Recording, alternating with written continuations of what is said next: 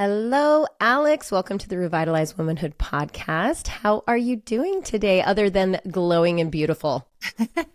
Hello, I'm so glad to be with you. I'm doing great today. How's everything on your side of the world, which is actually technically my side of the world too? Yeah, we're not too far away. I'm We're in not too far. Arizona for those listening.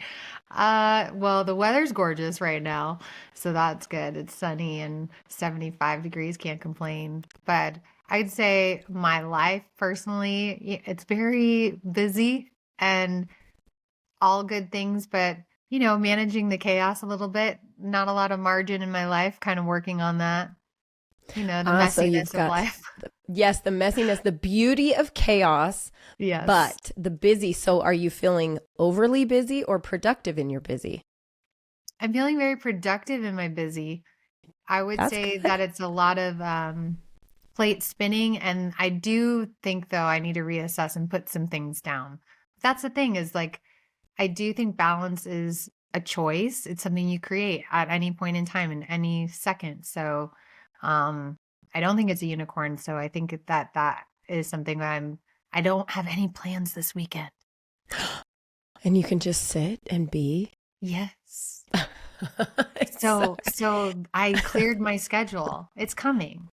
It sounds beautiful. Isn't that funny? Is that like an age thing where we get to a point where my husband's like trying to force this weekend? So we have a cabin that's here in southern Utah, like in Zion, and it's just dreamy and it's booked all the time. So we can never go to it. And so we had these couple days that we were like, oh, we can go. And then it booked like for Thursday night. So we were like, we could go for one night, but why? What's the point? Whatever. And he starts saying, well, should we do this? Should we do this? Should we do this? And I'm like, we have literally been gone from our home for the last 7 years. I mean, we come Yeah. home to change luggage and things, but Yeah. it's like, why don't we just stay home and do nothing? And it's funny that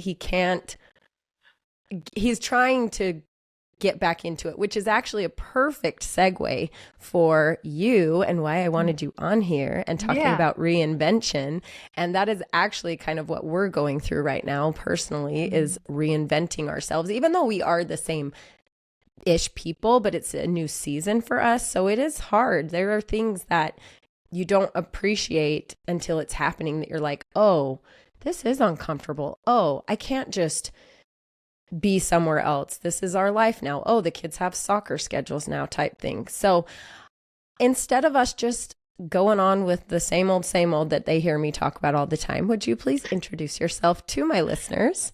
Oh, sure. I would love to. So my name's Alex Vailas for those listening. And I currently call myself a modern day Renaissance woman because there's a long list of things that I am. And I think that that is more encompassing of the many hats. But during the day, you'll find me as a senior vice president of brand marketing for a company called Diaper, where we make sustainably made plant-based diapers. And in the evenings, I'm a mom of two, a single mom. And then I also have a business, it's just my name, alexvelas.com, where I get to spend time with women who are looking for looking to reinvent themselves. They're at a place in the pivot in their life. It could be empty nester. It could be someone that is going through a big loss in their life and needing to pick up their life and change it because of grief. It could be somebody who is coming out of school and they need to, put a new hat on that they've never, of a professional and they've never done that before, or a change in career. And I call it strategic reinvention. So I love helping women do that for themselves and ultimately create a life that they love and become the woman that they want to be. Because I think we want different things in different stages of of our lives, and it's just being honest and having those honest conversations. So I facilitate that process. It's a long-winded way of saying who I am, I guess. Well, I love it because what we hope for women living fully in their power and authentically going after what they have visions, envision for themselves. I think we both align on that. We both align on that completely. And I love that you talked about empty nesting because that is such a thing that I think gets kind of looked over in the sense that it's not a change, but it is a huge change. It is a very big change. It's just like having a baby, it's completely as big as having a baby when people are empty nesters. So I actually really love that you added that specifically, because we think about these big lives that we have to kind of pivot around or pivot with or pivot through, and it's death, divorce, career change, things like that are these huge things that of course obviously are, but you miss out on things like miscarriage, that, things like that aren't spoken about as much, or changing even seasons of life, right? Going from through menopause even. I mean, whatever, like things that aren't as spoken about or talked about as, and let's shed light on those. And that's why I love this platform and getting to meet amazing women like yourself, is we get to talk about the things that maybe people aren't talking about, so that someone that's maybe sitting at home feeling alone in their own situation can understand that you're not alone in this. Like, as human beings, we're not that unique. We've gone through this in our own journey of being in different countries and realizing that they're fighting with their husbands too. They're yelling at their kids too. They're going to work every day. They're on the hamster wheel too. Or, we're all very similar. It's just human, but we're not alone. And so I think the more we talk about these things, the better equipped, more tools we can give to women to get through them and get to the other side. So I agree. I love what you're doing. Love this. Yay, you too. Yes. It's like samesies. So how can women, this is a huge loaded question. And I'm going to revisit this at the end of our episode as well, but we're going to start it with this and then come full circle. How can women be brave enough? How can we inspire women? How do you find that you can dig out the courage and be brave enough to embrace the pivots when they happen? These different situations in life that we're talking about, the emptiness, the divorce, the death, all of these different scenarios, even just pregnancy and adding a new baby to a family that's already an existing family, these different phases of life. How can we find the strength to be brave through those pivots? Yes, it is a brave choice. I think, if I'm fully transparent with our audience and you, most of the people that I talk to, and even myself, would say they're at a point where they're just two bad choices. So a lot of the it's like I can either stay and accept this stuck. It's usually a place of stuck. They have this energy, the stuck energy, or this frustration with their life, and maybe it's circumstances that happen to them or the choices that they made or whatever. They're sitting in a place of stuck, and they know they need to change. And I think with empty nesters, there's like a realization of, oh my gosh, my life, all of a sudden changed, and I didn't expect this, and I don't know what to do. So it's also this feeling of like, I'm not sure what to do.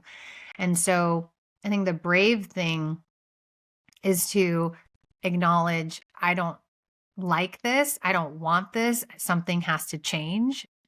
And the most brave thing that is just deciding to take one step forward towards that change, or start moving that energy forward and stop staying stuck. And that doesn't mean eliminating fear. It's to do it scared anyway. So this idea of fearlessness is like, that's not really a thing in these moments of pivot. There is a lot of fear there, but it's kind of switching the narrative more so, and kind of saying, I know I need to move. I'm not okay being here, and I want something to change, and I'm going to start pivoting into the direction of change. Now, does that mean that we're going to change exactly to who we want to be immediately? No, there's usually a very long time that it takes to transform, like the whole caterpillar butterfly analogy. I think, in that cocoon, you become goop. Yeah. Yeah, exactly. Goo before you become the butterflies. So, bravery, it's just the bravest thing that people do is just accepting or realizing the fact that they want to change and starting to move towards that change. I love that because you hear that in the physical sense, like a body in motion stays in motion. You hear that all the time when you're thinking about fitness, right? Mm-hmm. And I mean, it goes around and around on repeat in my head all the time. But think about that in as a mental shift as well. A mind in motion stays in motion. That's exactly what you're saying. To just push through, just keep moving. Just what's going to happen the next day, you don't know, but make it there, and then you'll see, and then you'll deal with that when it happens, right? Yeah, You reminded and me. Acceptance too. Like that's scary to like sit with it. Acceptance, like my kids aren't coming back. The stage is over, and grieving it too. Yeah. Allowing yourself to grieve things like that for anything, even a breakup, a relationship. You're allowed to grieve a life that could have been. You're allowed to grieve what you had planned on, because we all do things like that. We plan on it. So with a baby growing, you plan on what your life's going to look like with this baby. With a career, you look at what your life's going to look like. So I think that's what's so devastating when one of these things comes to an end, is you're grieving the loss, or you need to grieve the loss of a life that could have been, should have been, right? And you feel that. And so if you don't actually sit with that and let that work its way through you, however you need to do that, then I think that's how people do become stuck. I think those are little, like, what do you call them right here? Mark clips. I have mark clips. I can mark a clip. You can mark a clip in your Audible book. You can mark, it's like those moments. If you think about, if your life is this timeline, it's these places where you mark a clip. And you could go back when you start doing the work. You could go back to those clips and say, oh, that's where I marked a clip and I didn't work through this. And that's why I'm stuck here. Anyway, I don't know why I went off on that rant, but no, that's actually like one of a key exercise if someone is trying to figure out where to pivot to, or, what is that next stage of reinvention look like? A lot of times we have to look at our lows and our highs obviously give us that information to say what we want to do more of, or what was it about that made a success. And this, we're talking about in broad sense, but even like a career specifically, what were those things that contributed to like your superpowers or the ways that you won? And is a timeline exercise where you write your entire life out, and you write your lowest lows and your highest highs. And then you do that all the way until the age that you are. And it's good to pull out common themes and to look at, oftentimes, at least in my timeline, my biggest lows happened right after my biggest highs. Wow. So I would have like a really huge moment and then a massive low. And it's like something in life would just hit me, externally. And I think like looking at that and seeing a pattern of that, and that's built a superpower of resiliency in me. So if anyone is wanting a very practical, tactile exercise of like looking at certain things to pull out, and as you move forward in your life, do a timeline exercise. So I think you have some magic in that statement. I love that. That was super cool. What was the catalyst for you? I know. My listeners don't know. I know.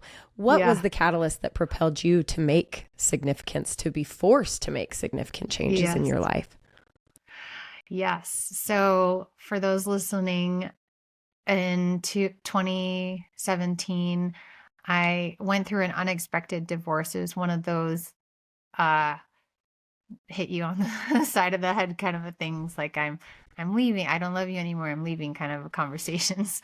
I'd later learn more as to why, but I was 33 or 32 at the time. I had a 1.5-year-old and a 4.5-year-old.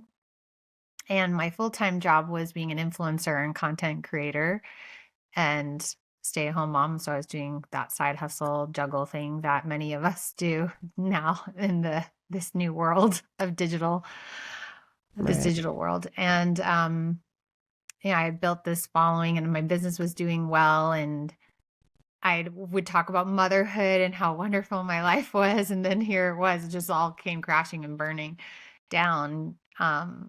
motherhood changed for me as to what that looked like. I now was single and no longer partnered and managing a home by myself. I also was diagnosed with 3 autoimmune diseases, so my health was poor, which is also a change that happens in a pivot where some of us face accessibility issues that we weren't planning on, and there's a lot of things that cause change. But I had 3 autoimmune diseases, or I still have them, but diagnosed with those. And then my career had to change because I needed health insurance and I needed better care than what I could get on the private market. So my life was getting torn down, burned to the ground, if you will. And I think as painful as it is, it's an opportunity. If you're listening and you're going through a lot of loss, it's an opportunity to choose how you want to rebuild it again. And maybe you don't feel like you have a lot of choices because financially you might be paycheck to paycheck like I was, or limited with your health conditions. There are limits to the process, but yeah, I had to change my life and I had to change all the dreams that I had along with them of growing old and retiring and all of it. And Yeah. it's 2024 and I'm still a single mom, but my life looks very different now, in a great way. So Do you think I'm going to take you back? I'm going to take you back there because I'm speaking in generalities. Obviously, I don't really know every single listener that I have, but I speak to basically me. So I speak to me. That's how I hold my conversations. That's how I hold myself, and hope that it resonates with whoever else is out there listening. But when you were back there as an influencer with 2 littles, and I love that you identified that you were this influencer, you were this presence on social media, and behind the scenes, your life was burning to the ground, right? And back then, you did not show that. You did not. No. Now it's become more socially acceptable. I mean, actually, people I think are wanting to see the more unique, the more genuine, not unique, sorry, the more genuine side of things. I actually had a guest on here the other day and I said, I'm going to create the hashtag turn the camera, because if you saw my room right now, I've got still a bag full of the clothes. This is probably the same conversation. It's probably the same stuff that's sitting here. When you recorded that? When I recorded that 3 weeks ago. But I mean, different laundry pile, but still a basket full of laundry. My gym clothes from today, my bag from the 10-day cruise we went on like a week ago that's still not been unpacked. And you know what I mean? So I have this whole, turn the camera. But that's where I started with my influencing and I didn't start as an influencer, but I became so annoyed with seeing all of the sparkling white clean kitchens and these kids that were just perfectly dressed in the most stylish clothes, and their hair was never out of place. Even in the pickup line, jumping in the cars, they were still look this specific way. And I'm like, bullshit. I'm calling bullshit on all of you. I know that is not what that's supposed to look like. And it's not. Yes, I love seeing it. Every now and again, I love swiping through and seeing things that I'm like, oh, that's so pretty, right? I love seeing beautiful things. I love that. I have an eye for those kinds of things. So I do love seeing beautiful things. But at the same time, don't sit here and tell me that your kids aren't behind the scenes of you making this video, and they're losing it. And you're turning off the camera. Shut up. You know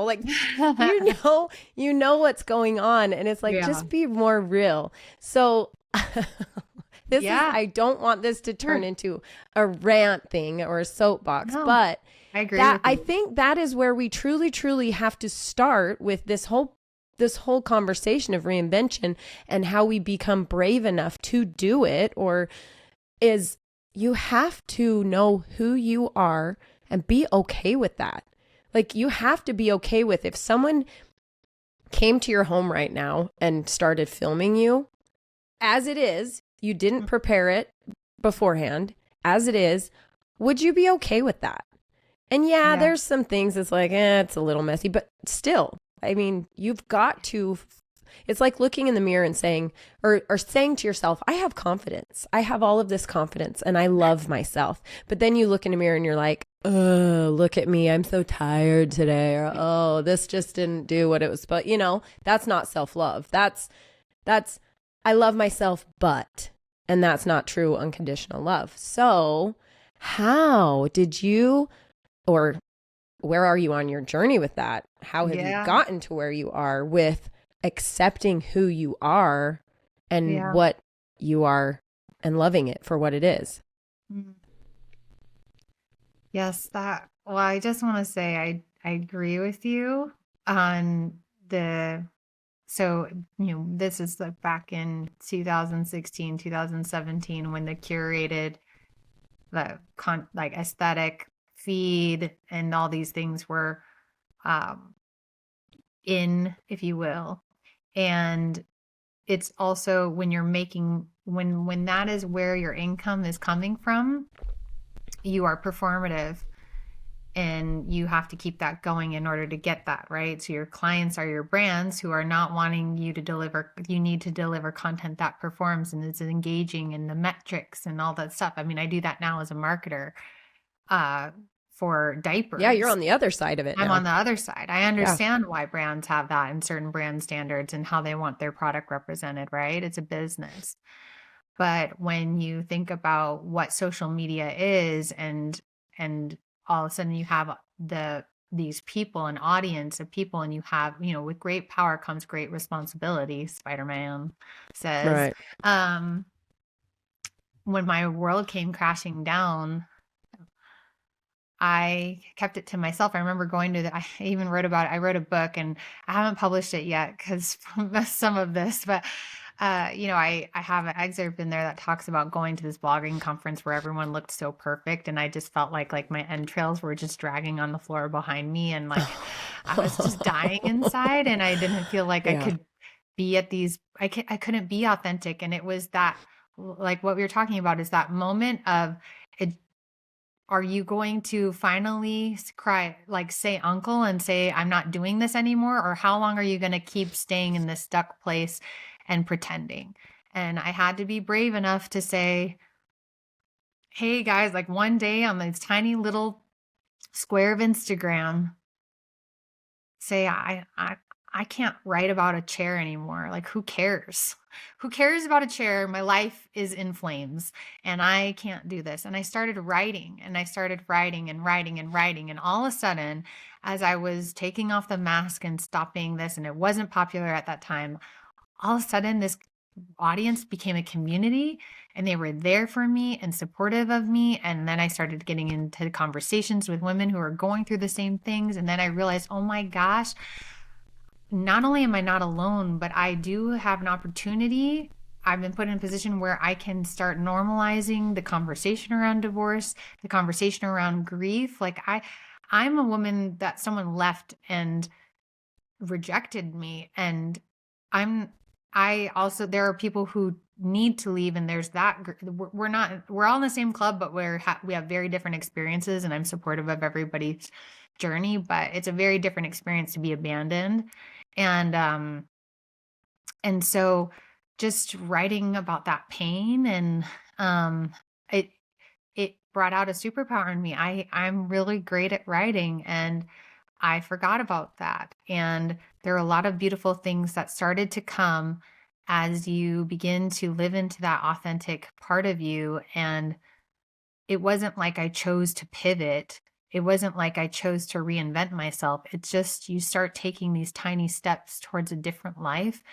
And if you keep taking them as they are in alignment with what you need, being able to identify your needs. I needed to be financially stable. Therefore, I'm going to give up this influencer life and take an agency job. These were really hard decisions with a lot of grief, but they also provided at the same time relief and that alignment. And it's that kind of internal compass that you start stepping into that little by little by little by little.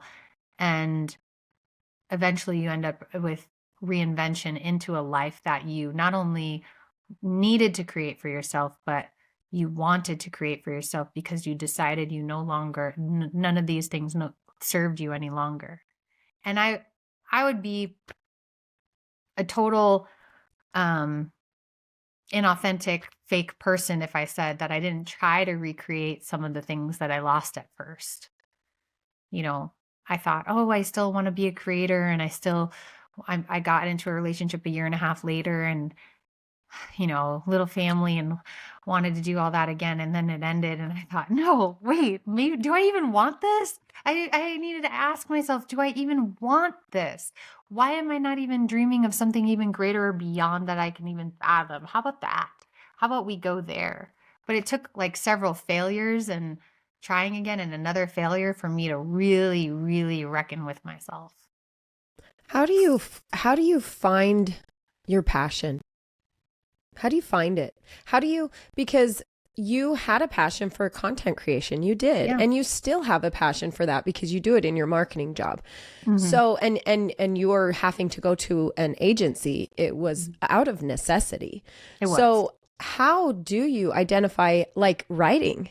Like you found a passion there through happenstance, right? You just were like, I can't anymore. It kind of just overflowed out of you, really. So how do you find passion for these women who are at home? And I'm not going to say they don't have passion, but they wouldn't come to me. They wouldn't come to you if they didn't yearn for more, right? They wouldn't come to places like my community. They wouldn't come to you for reinvention help. They wouldn't come to coaches. They wouldn't if they didn't have this kind of like fire in them saying, there's more. You can do more. You're made for more, right? So how do you figure out what your passion is? So I think that's such a great question. And I think there are a couple different exercises to do it too. It's going to take a little bit of time to do a lot of these different things. But one, I just want to say that a lot of times we think passions are like more of that tactile function of writing or fashion design, let's say, or interior design, or like more of the actual tactic and expression of it. And the passion isn't so much the how, it's the why. And so instead of looking at all the hows of the things you do, start looking at, try to trace back to the why. Is it really that you like to redesign homes because it's pretty and fun and you like the before and after? Or is it a deeper why of you like to create a place for people to feel secure and to feel known and to feel loved? These things that really connect us as humans. And so taking things back to a heart level, to your why and to your greater purpose. And our purpose, I actually just posted about this. Our purpose doesn't have to be in every vocation that we do. It can just be our purpose as human beings that comes out as wives or as friends or as daughters. For me, I know my purpose is this walking catalyst to help people spark something in them to become who they are meant to be and to help guide or shepherd that process. That is what I think I was doing the whole time. That's what I was doing in writing. It's not that I love typing on the keyboard or writing in my journal or putting sentences together. I actually really don't like that part. It's that I write to, I love putting to words the feelings that people have inside, and putting words that help people and sharing them to help people communicate their feelings. I like empowering people to communicate, and I like to create experiences for people, whether it's digital experiences or physical experiences that make people connected to themselves and connected to the world around them. These are things that are consistently in fashion, styling, writing, marketing, even pickleball. Let's just like, even I like pickleball, but I like pickleball for the community, not really like the actual activity of hitting a ball. So I think the other exercises that people can do though, there's like a superpower exercise that my business coach did with me. I did hire someone to help me because sometimes we need mirrors, right?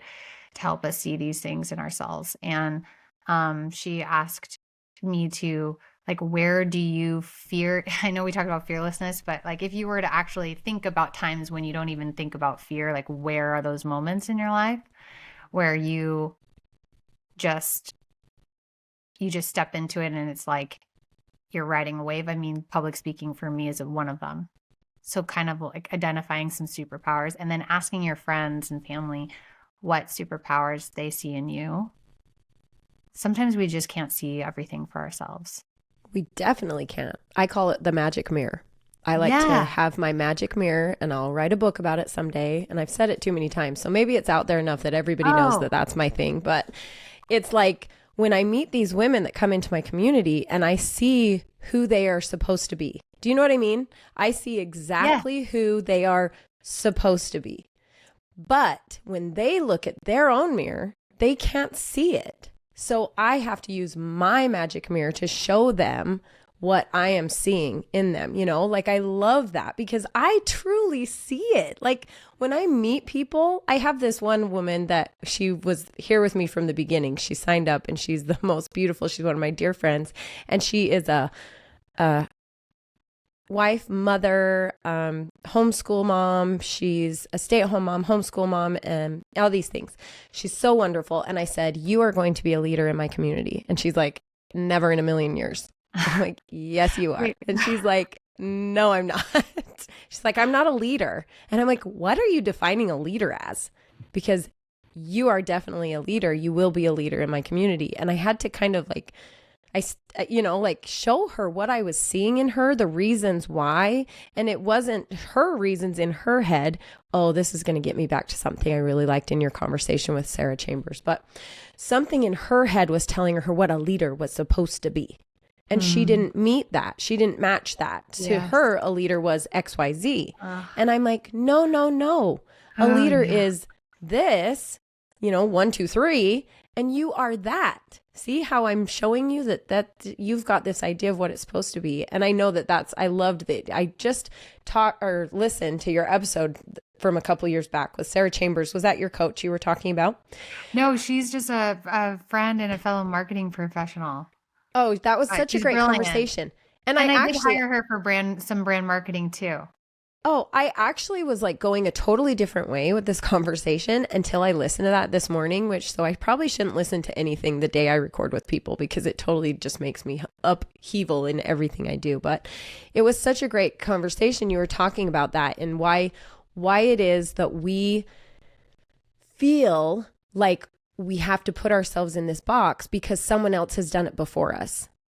And this actually came up have you seen the movie, oh my gosh, what's it called? It's about the A-bomb, the new movie that's just come out about the A-bomb. Yeah. Yes. So, and he says that. He says, why these men were saying, you can't do this, you can't do this. And he says, why? And he says, well, it's never been done before. And he's like, well, oh no, just kidding. I'm mixing things. Elon Musk. This is Elon Musk.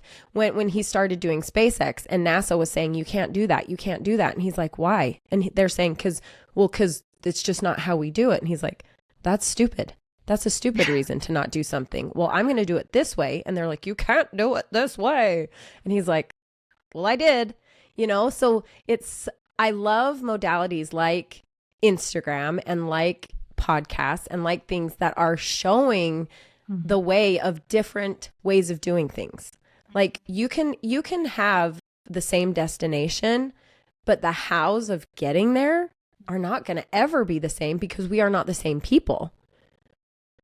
Yes. I think that even, I was just talking with a client of mine about that because she was struggling to, say all that she is on her website. And she said, well, I was looking at your website. And I said, yeah, it's because I just decided to put my name in all the many hats. And it's okay if there's 3 totally different services. Who says you can't do that on a website? Well, don't you think you need, different URLs and different Instagram accounts for each type of business? Wow, sure, you could do it that way, or you could just do one and talk about different ones. I mean, you know what? Guess what? You can always change your mind.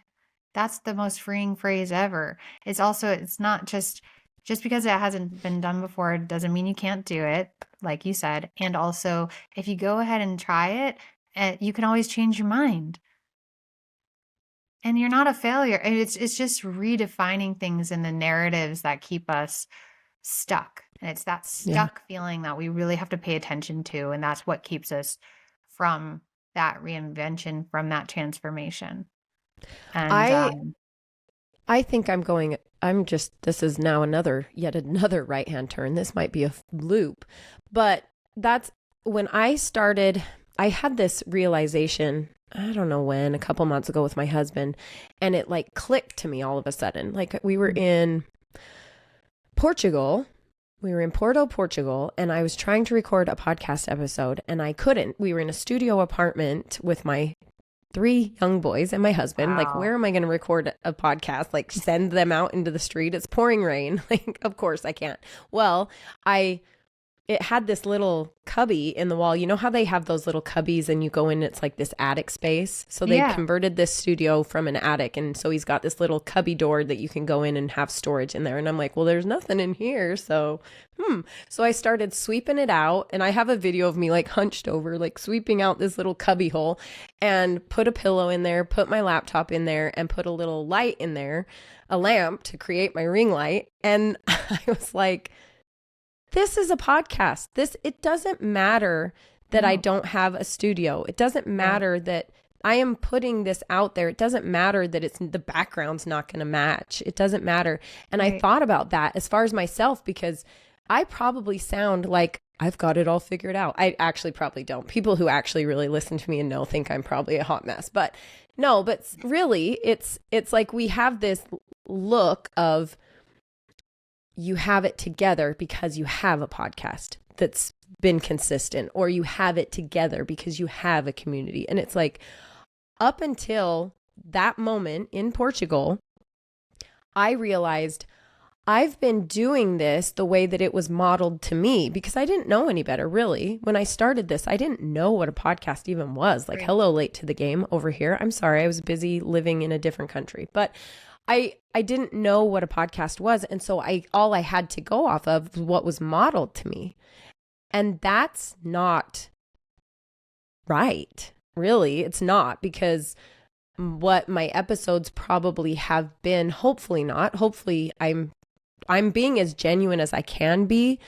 But I said to my husband when I had this realization, I said, I don't know if the people who listen to my podcast, if they saw me like with my friends or with my family or how I behave in everyday life, if that would be 2 completely different people. And I hate that. I said to him, I hate that. I want people to know the real me. I want people to see me be silly and to not care that I'm like, I almost probably got on here with wet hair, because everybody knows my hair's not normally straight, but I was running a little late getting the baby dropped off. So this is what we got. And it's like, so what? I said to you before we started, like, all bets are off here. Like, so what? What's going to happen? I don't know. Maybe we'll break out in song. Should I play a playlist in 90s song? We could I'm like here break for out it. in some We'll do it. like Backstreet Boys or something. But it's so interesting that even though we start on these journeys, we don't necessarily know, or they may not end up where we think that they're going to end up, because decisions are like jumping into a river.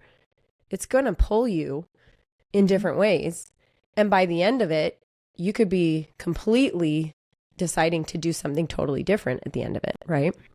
Yeah, I think that's that. I completely agree with that. It's the decision to move forward and stay unattached to the outcome. That's a very hard thing to do. I think the expectations are where we often feel the most pain, is when they are unmet. And so it's being kind and patient to yourself and loving to yourself to say, I'm going to honor myself today, and I'm going to look at myself with kind eyes, saying I'm making the best decision with the information that I have at this time. And it's okay if it looks different. I spent 5 years writing a book that's 276 pages, and I hired an editor and I worked with her for a year, and I haven't done anything with my book. And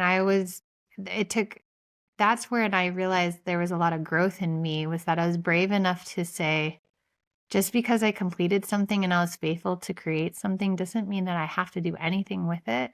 And if I Right. don't want to publish it and I'm not ready to do it, that's okay. And it wasn't wasted because that process of writing it, one, I'm so proud of myself for completing something that very few people do in their lifetime. I'm also proud of myself for the creativity and all the things that came out of me in that process and the healing. You know, there's so much more that comes with just being faithful to the next right thing. That's what transformation is. You know, caterpillar doesn't know that it's going to become a butterfly. It just does that next right thing and eventually it comes. And I don't think that that's always like this prosperity gospel that if you just do all these things, all this wealth and abundance are going to come to you. I hope no one ever hears me say that because um that hasn't been the case, you know, necessarily for me. I think I have a lot of fullness and happiness and abundance in my life, but it's it's because I'm a whole person. And I think that that abundance comes from just being whole and being in alignment and honoring myself. That's where the magic is. So, I think that's also why I'm so passionate about this modern day Renaissance woman conversation of and in reinvention is why do we have to just have one hat or couple hats or I want to have many careers in my lifetime. Meryl Streep, Oprah Winfrey, we have some of these women in, you know, but they're not that many yet. We're still on the forefront of like this idea that women can be many things and do many things in our lifetimes. And we also have to be kind to ourselves about that too. And I think like, you know, that middle age, a friend of mine said it's not a midlife crisis, it's a chrysalis, Yeah. midlife chrysalis. And I like That's that awesome. phrase because there is also something about getting to a certain point in your life, and especially for women when you are, uh, if you become a mom at this point, and you've focused on so many other people and caring for so many other people that you're finally at a place of power and or maybe feeling powerless. I don't know where you're like, look, I've lived a good chunk of my life. I have hopefully a good chunk ahead of me. And it's I'm going to I haven't always been as intentional as I want to be, but now's the time.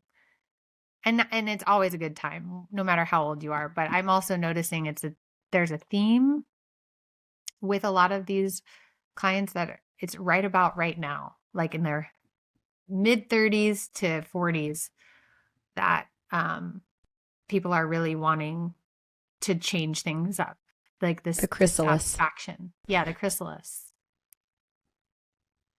I love that because I've actually said in my community that if we were butterflies, if we were looking at our lives as women as that the phase of the metamorphosis, we would have by the end of our life we would be 68 butterflies. How many butterflies would you be? Like seriously, if you did True. nothing as a woman, if you did nothing, just the fact that we change 4 times a month, that's 4 butterflies, really, if you want to get very specific. That's You know what I true. mean? Like, I'm not the same person at the first of the month that I am at the end of the month. I can guarantee you that. My husband will tell you that too. So, but I love that it's reminding that you're reminding us and my listeners to really fully just embrace who you are now, what you are now, what is happening. I have one of my members and actually me telling her and talking to her about this was telling myself is what we were talking about before we got on here is my husband and I are in this transition period of not just our travel, but now it's like, do we have another baby? Well, we have a 3-year-old. So by the time we have another baby, we're going to have a 4-year-old. And then it's like another 4+ years of not that freedom. You know, we're at that kind of crossroads of, do we want to, we've got this freedom in sight. We can almost, leave the kids and maybe go but also, am I done? And so I was telling this woman in my community and she's like, but I'm supposed to start a business right now. She's having a baby, another baby. And she's like, but I feel like I'm supposed to start this business. And I'm like, why do you feel like you're supposed to start this business right now? Like she's so overwhelmed. And I'm like, what do you want? What is your vision from this year? And like, ask yourself, who am I right now? Not who am I in 10 years, not who was I 5 years ago. Who am I right now? And what do I want?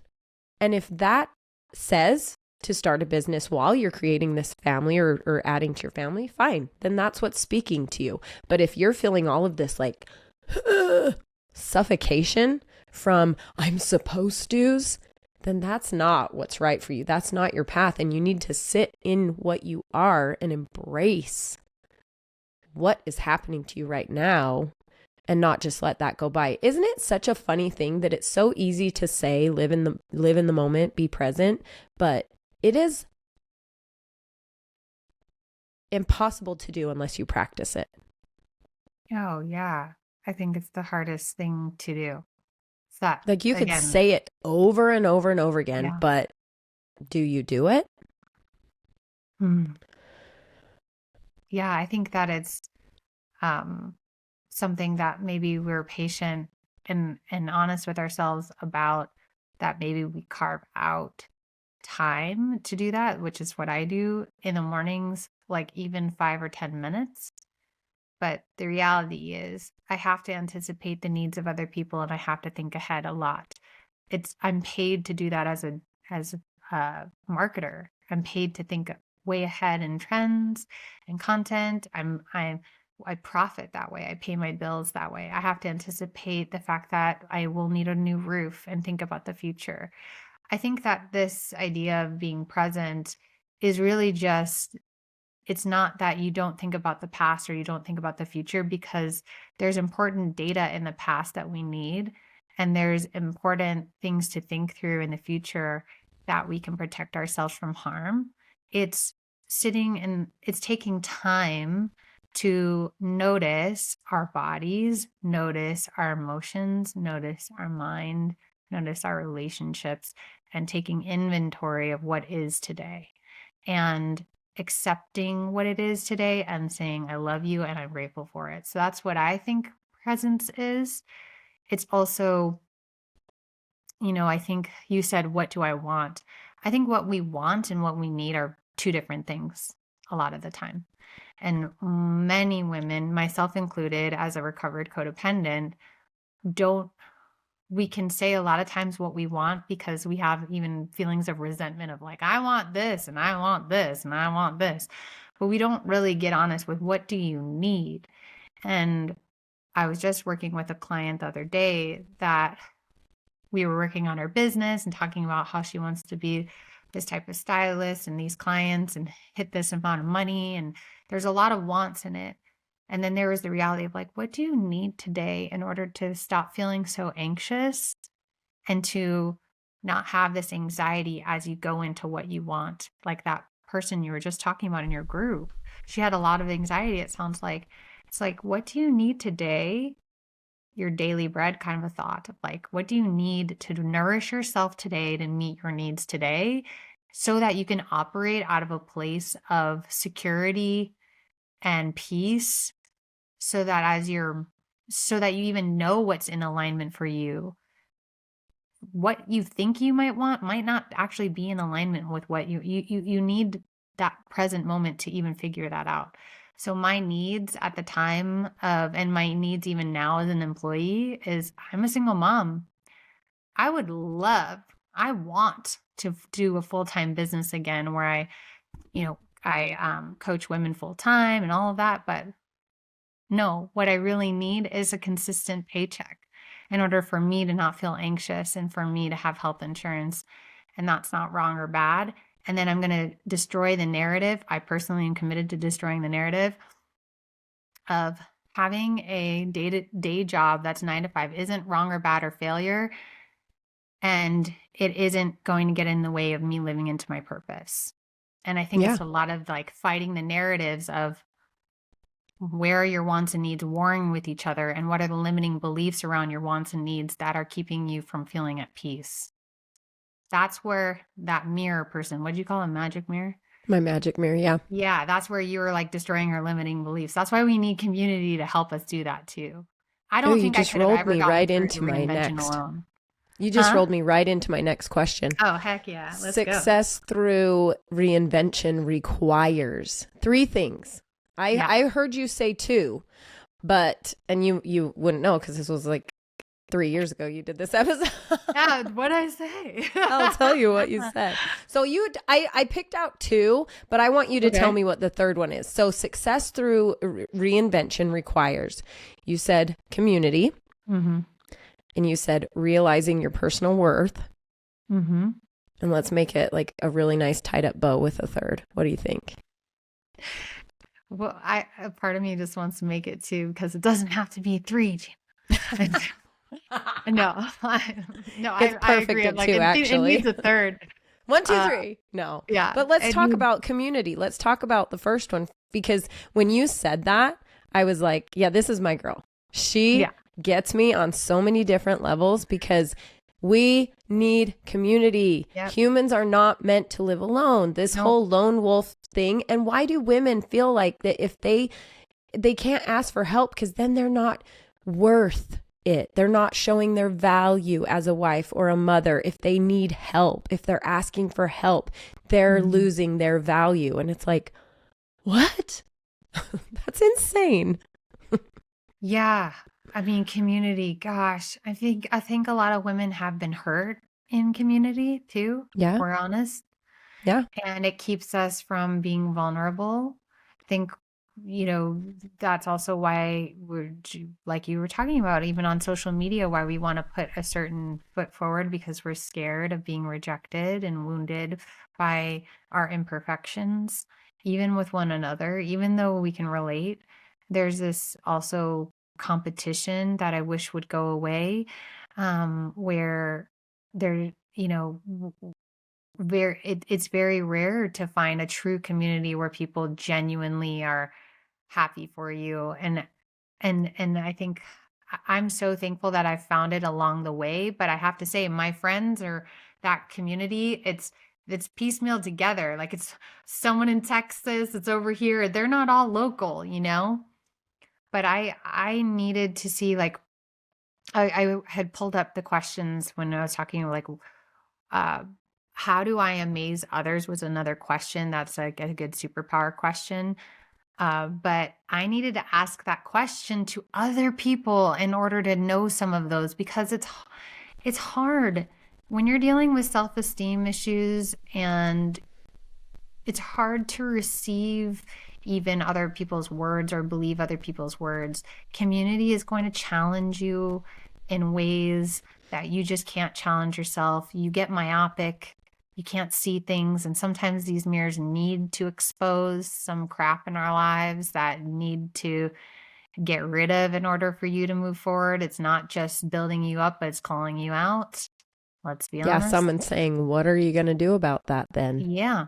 What are you going to do about that? Or, hey, you're still in the same place you were a year ago. Just, Just saying. saying. I love you, but just saying. It was my mom saying, and my mom is in my community, and I'm thankful that I have that relationship with her. But she said, why are you dressing like that? Like, you're a senior vice president, damn it. Like, dress like it. So you were wearing your Lulus every day? Don't tell me that. And she's I didn't telling even you have to step Lulu's, up your girl. games. I had like I didn't even have that. She said you need to, and she said you need to do something about your eyebrow. And like she said it in the most loving way, but That's like how I'm feeling. Like I keep looking at myself and I chose this like random pink shade of whatever was in my drawer. And I'm like Yeah. looking at you in your natural color that looks so beautiful. And I'm like, what did I do wrong today? Like I love your mom for calling you out on that. That's so funny. She's good at that. And sometimes I say, hey, I don't really need it today, but you need people like that. So community for sure. Yeah, I know my third thing, but do we want to go to number 2? Yeah, let's go to, no, you can go to your third get to the next one. What's the I was next one? going to say patience. Oh, good. That is so good because I think we have all forgotten how to Yeah. be patient. I mean, really, and which is so funny to say because we're moms and that is the requirement for moms. It's the requirement to be a wife too, honestly, let's be honest. Yeah. But with everything, we've been kind of turned into these people who expect instant gratification, instant everything. It needs to happen today. It needs to happen today. It needs to happen tomorrow. Even with our goals, even with the things we're trying to do for ourselves. It's like, oh, I want to lose 10 pounds. I went to the gym 3 times. Why am I not 10 pounds lighter? You know, we have this like stigma in our heads that we think that it's all about instant gratification because we've been programmed, right? And so what is your favorite technique or best technique, or are you still working on it, to resetting that dial of patience?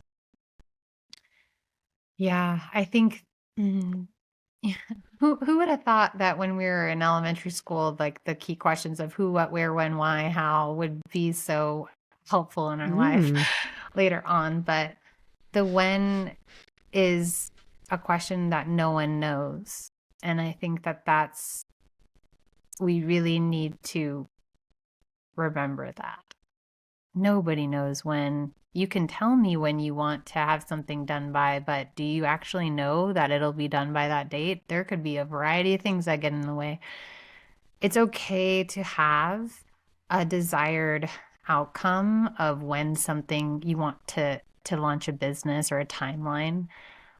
But again, we have to be mindful that there's something greater, whatever your beliefs are around that, or things outside of our control that can get in the way of our timeline too, and not be attached to the outcome of when. And I think there are also narratives to be cognizant of as to when someone quote should arrive. Like, I'm going to use this for example as a single woman. I've been single for 6.5 years. I mean, I did have a relationship for 2 years in there, but like I'm not remarried. And this is kind of vulnerable for me to share, but you know, like statistically speaking, most people get remarried after divorce within 2 to 3 years. And I still haven't met anyone, and I'd like to think I'm a catch. But and I've had so many people say, "Oh, I'm surprised you're still single," and you know, gosh, I thought you would meet someone by now, or like some things that like hurt, that reinforce this idea that I should, quote, should be partnered by now. And then I had to be honest with myself about, do I have that expectation too? And like sometimes that timeline can drive us to decisions that really cause us to be misaligned with what we want and what our values are. And I've had to get really honest with myself of like, I need to let go and I need to be patient with the belief, holding to the belief that what is for me will not pass me by. And I think for me, that's how I get through it. Like letting go of those expectations, being cognizant of the narratives around them. Who are they from and where did I get them? Burn them to the ground.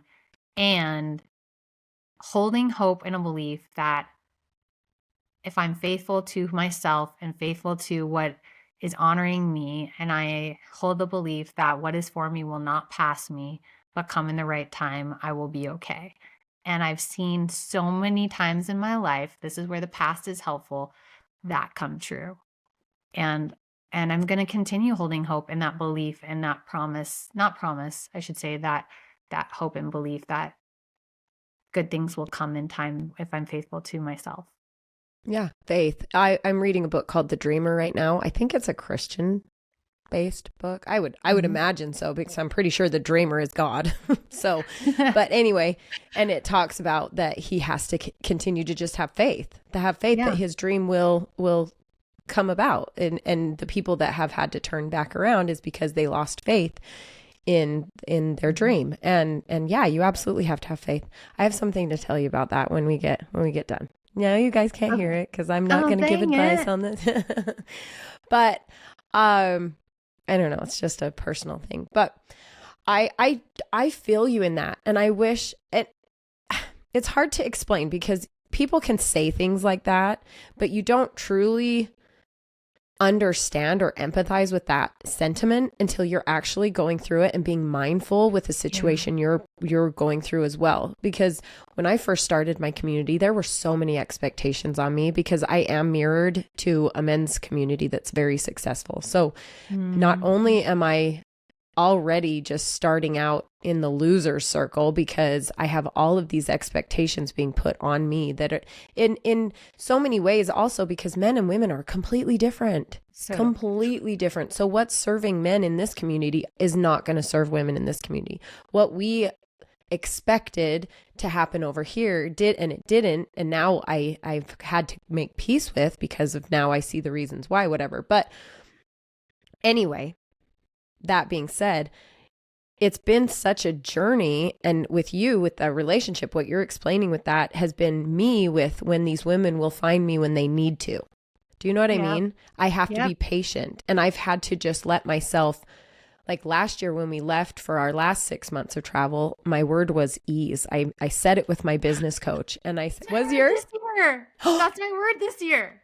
Oh, that is so cool. Oh, that's awesome. That is okay, so tell cool. me what happened with it. So I had to make peace with, I was working with a business coach before we left. And I mean, my trajectory was this, because when you're paying a butt ton of money to a business coach, your trajectory is going like this, right? And here we are, we're like, well, we're going to just leave for 6 months and go travel internationally. Bye. And so my trajectory went. And I remember our last call together, and she says, so how are you going to make this all work while you're gone and whatever? And I said, I'm not. I don't want to. I don't want to look back and regret that I had these opportunities to go and travel the world with my family. And I spent so much of it worrying about that I was putting out a podcast and worrying about, obviously I have my women's community, that they had priority. That was number one priority. And sometimes I couldn't even make that happen because internet was maybe not good enough that I could get on with them or whatever. And they gave me grace. They understood that I choose my family first. I've set my values so that I know that my family comes first, and everyone in my community knows that and appreciates that as well. But I had to just make peace with the fact that, so I didn't have a podcast that came out that week. So it maybe went 2 weeks without coming out. Like, what's the big deal? What's the worst that's going to happen here? I mean, right. And that's kind of now speaking in terms of reinventing. Now I'm home and I have this trajectory going again, right? Here's my trajectory, which I am better at. Like my ease has flowed over into 2024, that it's like, I am not going to force things to happen anymore. They will happen when they're going to happen. I'm not paying ads. I'm not paying for Facebook and Instagram I'm not putting money into things that I don't have control over. I am just going to put out the content I'm going to put out. I'm going to give away my products for free. I'm going to get it, and it's like, this is me. What is my purpose? My why? What is my passion? Right. And that is that these women understand these messages that I'm trying to like relay through podcasts, through my Instagram, through like, get the message that I'm sending to you, that you can be this Renaissance modern woman, right? You don't have to be what society has told you, what's been modeled to us by our mothers and grandmothers. You can be whatever you want to be. Okay. So like, that's join the army, right? Be whatever, be all you can be. No, and so now I'm in this place of, are we going to have a baby? And what is that going to look like? Because my trajectory is back to doing this and these things that I want to do. And I'm having to battle this internal struggle of, no, I am just like my member in my community, I am in this place where I want to be in the era of family. And how does that look along with a podcast, along with a women's community? It's not, I am a podcaster and a community grower with a family. I am a family woman who also does a podcast and has a women's community. That's right. You know what I mean?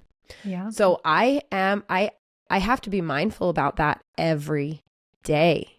This is talk about patience. This isn't something that's just done. This is the behind the scenes that I know you and I love to talk about, is being real, is these are the behind the scenes that people don't see. that's that mindfulness. That's why I replace mindfulness with being present. It's really taking account of your life each day on a granular level of all the things you need to do, and at the big picture level of your purpose and your passion. And you get this one life, and I don't think that you're going to care much about your podcast at the end of your life. You're going to care about the legacy that you've created with your family and your community. And I think it's more about the legacy part of your work on this earth. You know, we are finite beings. There is an end to our time here. And that to me is what again, that patience piece, even like that's what will keep that patience going strong is I'm not in a rush. I want to live my life well. And I've had a really hard first half at it. And I'm finally at a place where I am a whole person that loves herself, that is that has become a woman I'm so proud to be, and I'm going to continue doing that by not rushing things, not forcing things like you said, by holding my boundaries and honoring my needs and holding hope and a belief that it will come and the change will come when it's supposed to come. You just rolled it right into the third, which was technically the second until you brought the third. But we've confused everyone now. I know, now we've confused. I'll recap. I'll recap. Realizing personal growth. Yeah. Or personal worth. I'm sorry. Realizing personal worth. Yeah. You're worth it. You're worth it. But so many women my age, you're a little younger than me, I think. My age, I have women in my community who are older than me, who are empty nesters, who are 76. I have a woman who just turned 77, actually.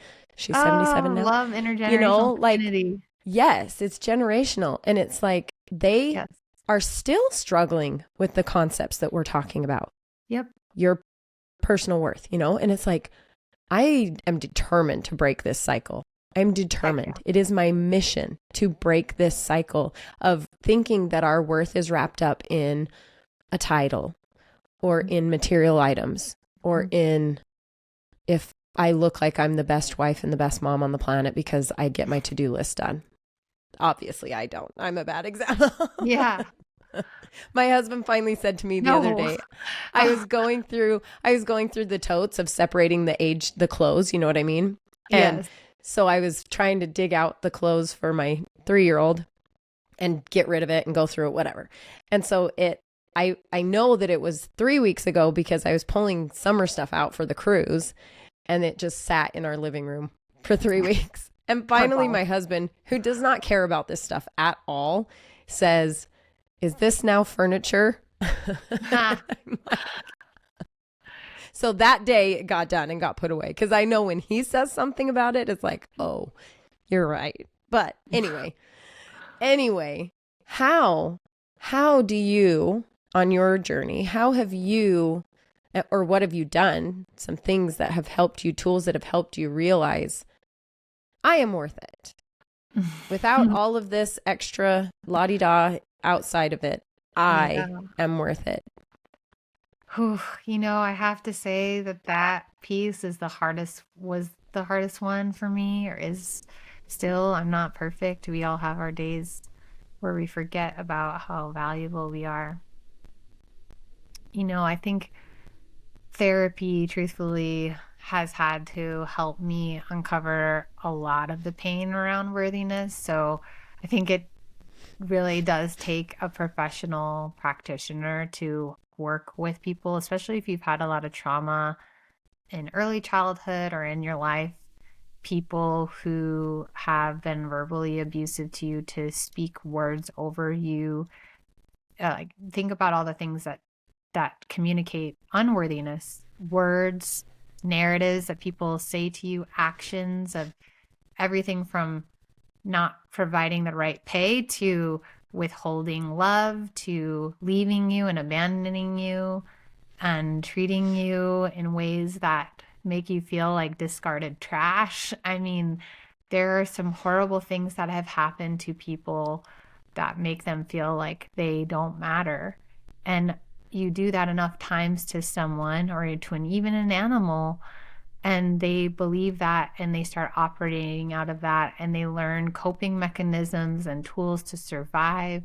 And so it takes a lot of time and care and love and tenderness to ourselves and protecting ourselves by putting the right people in our lives to help us see the truth of who we are, which is also the inherent belief that all of us are worthy, because all of us, we enter this world in a with love and innocence and it, and we're worthy of care without even lifting a single finger. We can't even do anything. These precious babies, they're worthy and they didn't do anything. They don't have a title. They don't, and it's just worthy because of who they are and being a human being and having life. And that's simply that.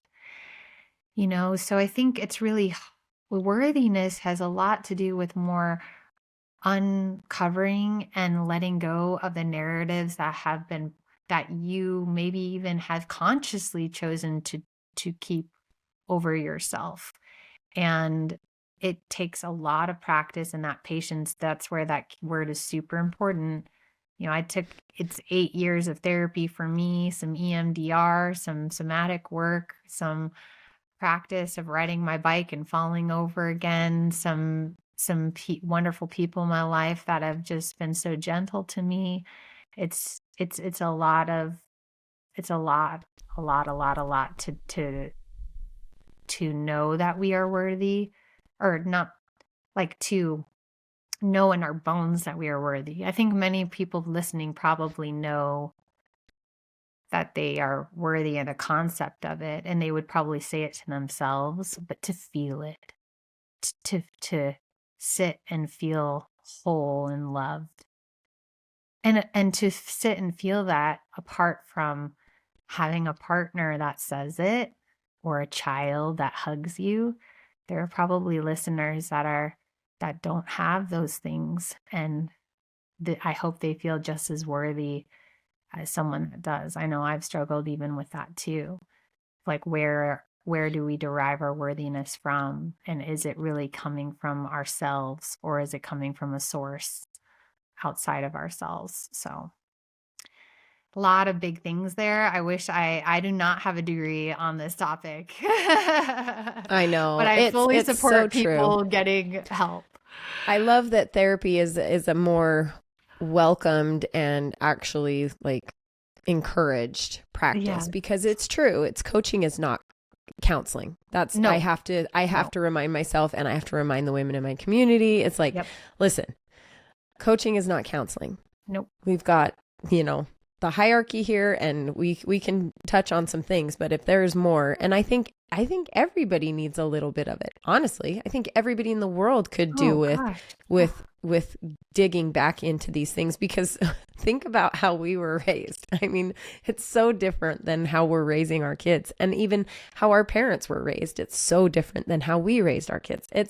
It's so funny to go back, and it's actually March is Women in History Month. Did you know that? Mm-hmm. And so for our monthly topic in here, we do women in history, the women who have told our stories. So we dig a lot into, like, our family of origin and what has been taught to us from our mothers, from our grandmothers, what's come to us, or what cycles are we breaking, or, all the things. And so, there's a lot of that work that comes into it that I'm not a counselor here. I fully admit that is not what we're here for. So I think that's definitely something people should be curious about. It's like DNA. It's like looking up your genealogy.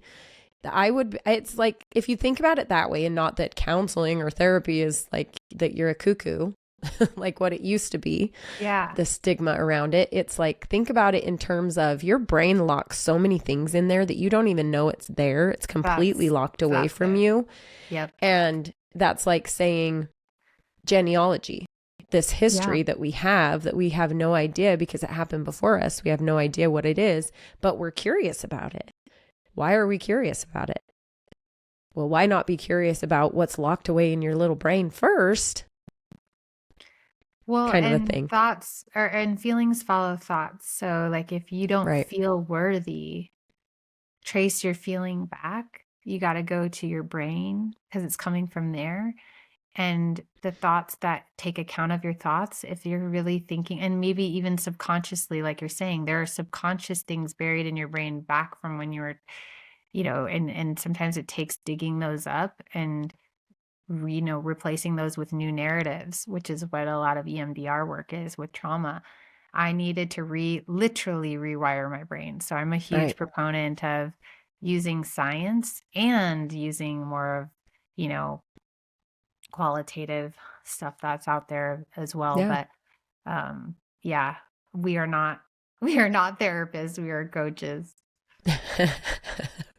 Well, I have really, really enjoyed this conversation. I think you are super cool. You just make me feel like I'm just sitting in here with one of my sisters, one of my members, one of my friends. I feel So like that too. I feel like that. So I really appreciate this conversation. I told you I would wrap it up as I started it with how can women be brave enough to embrace pivots and find success in reinvention. And that's through community, patience, and realizing personal worth. I think if you could wrap up our entire conversation, I think that says it beautifully. Even though I tend to go off on my own little, sometimes I got to remember how to land the plane, but you did a great job. We did. I think we did good.